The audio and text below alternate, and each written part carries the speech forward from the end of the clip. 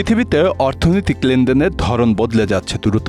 Digital কারেন্সির এই যুগে cryptocurrency একটি বিপ্লবের সূচনা করেছে। কিন্তু এর বিশাল সমুদ্রের মধ্যে কোন ক্রিপ্টোকারেন্সি সবথেকে জনপ্রিয়?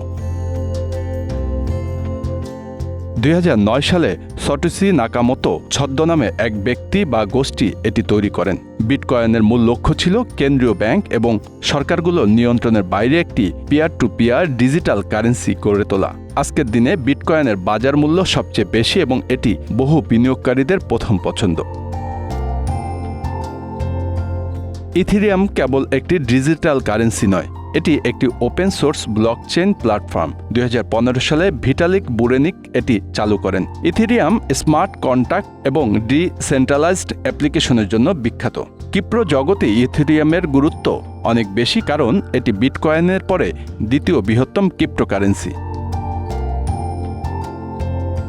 বাইন্যান্স কয়েন ক্রিপ্টোকারেন্সি এক্সচেঞ্জ বাইন্যান্সের নিজস্ব কারেন্সি। 2017 সালে এটি চালু হয় এবং শুরুতে বাইন্যান্স প্ল্যাটফর্মের ট্রেডিং ফি কমাতে ব্যবহৃত হতো। তবে এখন এটি বিভিন্ন ধরনের লেনদেনেও ব্যবহৃত হচ্ছে, যেমন ট্রেডিং, পেমেন্ট প্রসেসিং এবং সফটওয়্যার উন্নয়ন।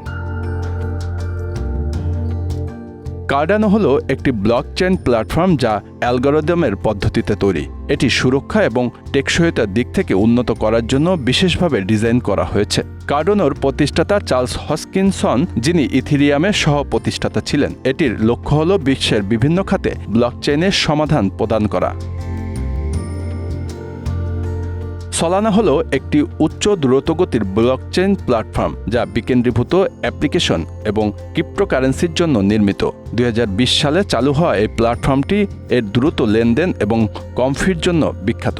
এর বিশেষত্ব হল প্রুফ অফ হিস্ট্রি পদ্ধতি, যা ব্লকচেইনের কার্যকারিতা বৃদ্ধি করে। রিপল একটি ডিজিটাল পেমেন্ট প্রোটোকল যা ব্যাংক এবং আর্থিক প্রতিষ্ঠানের মধ্যে দ্রুত এবং সস্তা লেনদেনের জন্য ডিজাইন করা হয়েছে। এর নিজস্ব কারেন্সি XRP ক্রিপ্টোকারেন্সি জগতে বেশ পরিচিত। রিপলের বিশেষত্ব হল এটি সরাসরি ব্যাংকিং সেক্টরের সাথে কাজ করে, যা অন্য ক্রিপ্টোকারেন্সি থেকে কিছুটা আলাদা করে। ডজকয়েন শুরুতে একটি মজার প্রজেক্ট হিসাবে তৈরি হয়েছিল, কিন্তু দ্রুতই এটি জনপ্রিয়তা পায়। এলন মাস্কের সমর্থনে এটি ক্রিপ্টোকারেন্সি বাজারে একটি উল্লেখযোগ্য স্থান পেয়েছে। এর লোগোতে একটি শিবা বা ইনু কুকুরের ছবি আছে, যা এটির খেলার মেজাজকে তুলে ধরে। পোলকাউট একটি মাল্টিচেইন নেটওয়ার্ক যা বিভিন্ন ব্লকচেইনে একত্রে কাজ করতে সাহায্য করে। এটি 2020 সালে চালু হয় এবং দ্রুত জনপ্রিয় হয়ে ওঠে এর পার্সোনালাইজেশন এবং ইন্টারঅপারেবিলিটির ক্ষমতার জন্য। পোলকাউটের লক্ষ্য হল ব্লকচেইন নেটওয়ার্কের মধ্যে যোগাযোগ এবং তথ্য বিনিময় সহজ করা। USD কয়েন হলো একটি স্টেবল কয়েন যা মার্কিন ডলারের সাথে যুক্ত। এর মান সবসময় $1 থাকে, যা এটিকে কম ঝুঁকিপূর্ণ করে তোলে। এটি পেমেন্ট প্রসেসিং এবং ডিজিটাল লেনদেনের ক্ষেত্রে ব্যবহৃত হয় এবং অন্যান্য ক্রিপ্টোকারেন্সির মতো মূল্যের পরিবর্তন নেই বলে এটি বেশ স্থিতিশীল।